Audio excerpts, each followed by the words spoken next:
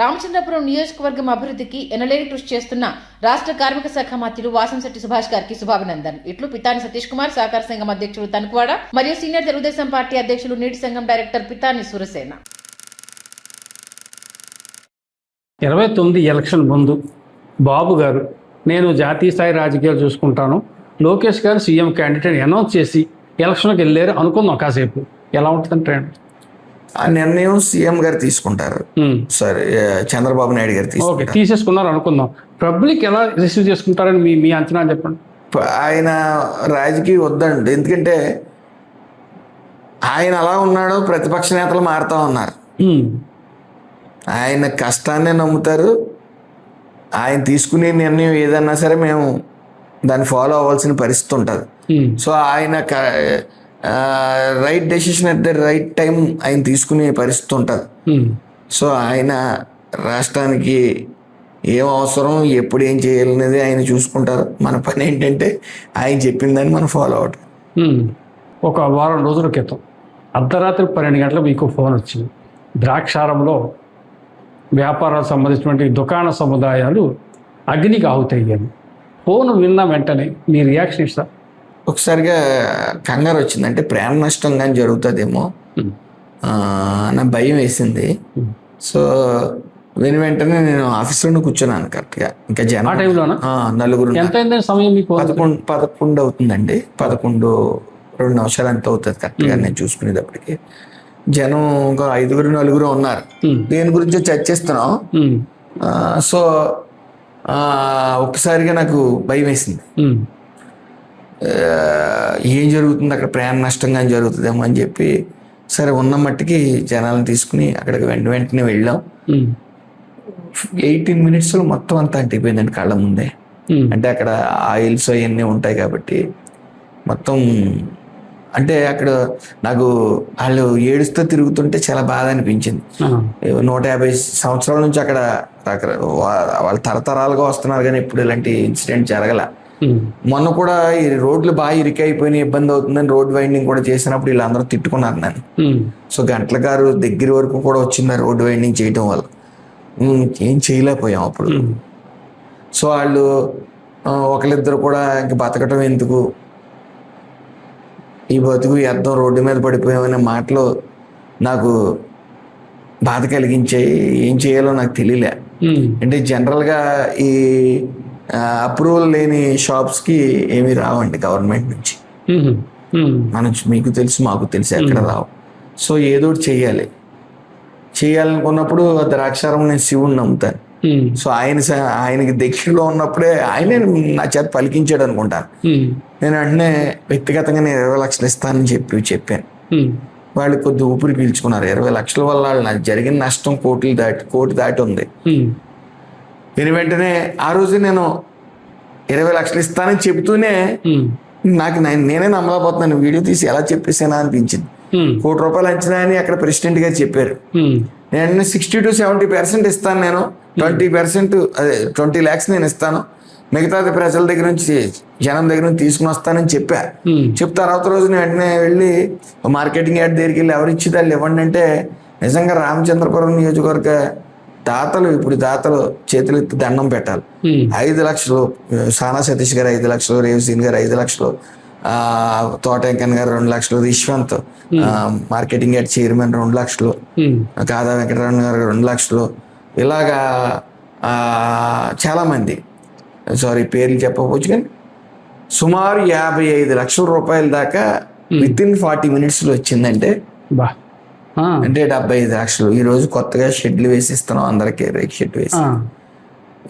So కొంతమంది వాళ్ళ స్థాయిని బట్టి అంటే ఎంత పోయిందో చూసుకుని మ్యాక్సిమం వాళ్ళ జీవితంలో గట్టిన అయ్యేలాగా అది ఏర్పాటు చేస్తాం, అమౌంట్లు ఇస్తాం.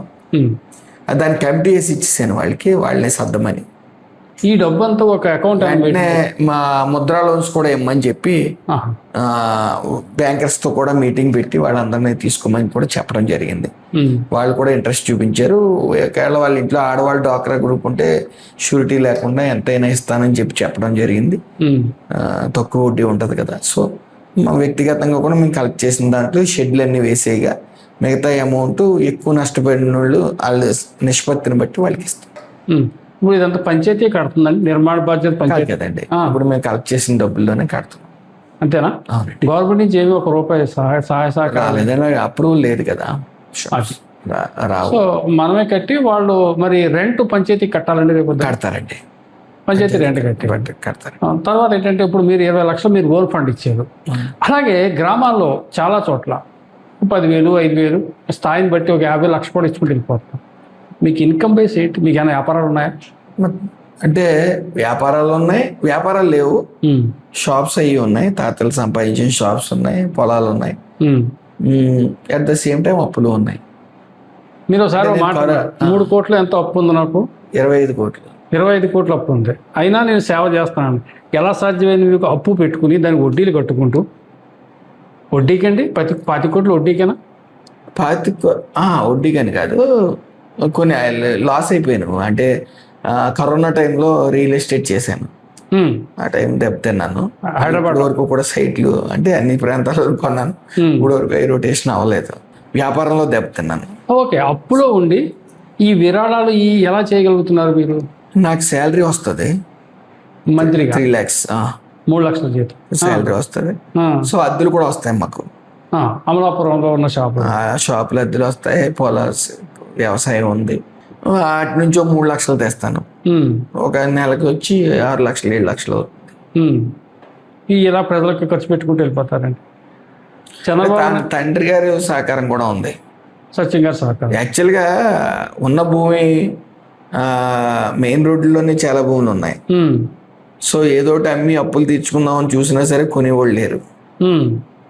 సో కొద్ది ఇబ్బందికరమైన పరిస్థితుల్లో ఉన్నప్పటికీ నేను ఇది కొత్తగా చేయట్లేదు. గత 20 సంవత్సరాల నుంచి కూడా సేవా కార్యక్రమాల్లో ఉన్నాను. అంటే నా స్థాయిలో అప్పుడు నేను చేసుకుంటూ వచ్చాను ఎప్పుడు కూడా. సో ఇప్పుడు అధికారం ఉంది, అధికారం ద్వారా కొన్ని వైద్యాలు మనం చేయించగలుగుతున్నాం. తిరుపతిలో కానీ హైదరాబాద్లో కానీ ప్రతి చోట కూడా మనం ఒక 5 లక్షలు అయ్యేది 2 లక్షలకు 3 లక్షలకు చేయించగలుగుతున్నాం డాక్టర్స్తో అయ్యి మాట్లాడి. సో సేవ అనేది ఒక అదృష్టం చేయటం. నిజంగా ఒక మనిషిని బ్రతికించి వాళ్ళు చుట్టుపక్కల బంధువులు కళ్ళల్లో ఆనందం, వాళ్ళు కృతజ్ఞతాభావం చూసినప్పుడు ఆ వచ్చే కిక్ మాత్రం ఇంకెక్కడ పొందలేమండి. అది బలం, అంటే బలం అంటే ఫస్ట్లో ఏదో గొప్పోడు అనిపించుకోవాలి, అందరూ మెచ్చుకోవాలి అని చేసి ఎవరన్నా అలాగే చేస్తారు. తర్వాత సాయం కోసం వచ్చిన వాళ్ళు కష్టాన్ని చూసి దాంట్లో ఇన్వాల్వ్ అయ్యి ఏదో చెయ్యాలని తపంతో చేస్తాం. అది ఏ మనిషికన్నా అంతే. ఫస్ట్లో ఏ కారణం చేతన్నా మనం ఎంటర్ అవ్వచ్చు, కానీ క్రమేపీ మనం 1, 2, 3 సార్లు చేసి కొద్దీ. ఇది ఎప్పటి నుంచి వస్తారు? వాసన్ శెట్టి ఫౌండేషన్ అనేది ఎప్పటి నుంచి ఉంది? మీరు మంత్రి కాక ముందు నుంచి ఉందా? అంటే ఫౌండేషన్ అనేది ఈ మధ్య పెట్టాం, కానీ ముందు నుంచి కూడా ఈ కార్యక్రమాలు నేను ఫౌండేషన్ లేకుండా వ్యక్తిగతంగా చేస్తాను. నేను కరోనా టైంలో కూడా 54 రోజులు నిత్యం ప్రజల్లోనే ఉన్నాను నేను. హలో, తెలుగు రాజ్యం ఛానల్ చూస్తున్నారా?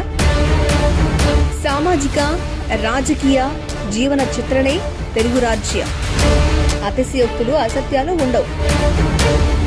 రాజకీయ కోణం కాదు, ప్రజా కోణమే కొలబద్ద. తెలుగు రాజ్యం వీక్షణ మీ ఉత్తమ అభిరుచికి నిదర్శనం.